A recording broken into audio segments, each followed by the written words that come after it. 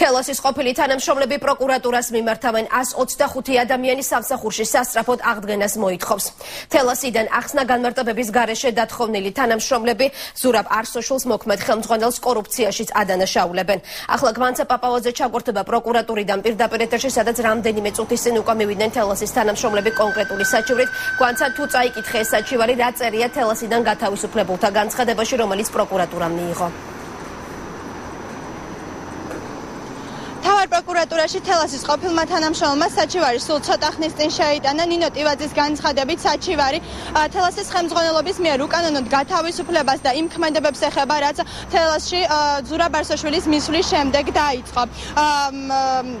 კერძო თანამშრომლების განცხადებით საჩივის დამზადების მთავარი მიზეზი გახდა ზურაბ არსოშვილის მიერ პარასკევს გაკეთებული განცხადება, სადაც ნინო ტივაძის თქმით მან ყოფილ თანამშრომლებს კორუმპირებულები უწოდა.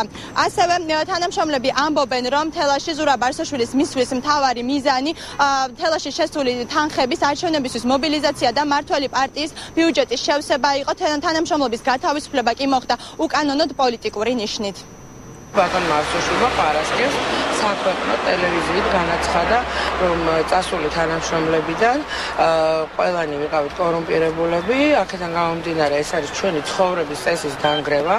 პირადად ამით მან სასწაულად შეურაცხყო, ასე ვთქვათ, ამას ყველაფერს დამტკიცება ჭირდება და ჩვენ გადავწყვეტეთ პროკურატურის მეშვეობით გაირკვეს, ვინ არის ჩვენ შორის კორუმპირებული, ჩვენ თუ ბატონი არსოშვილი.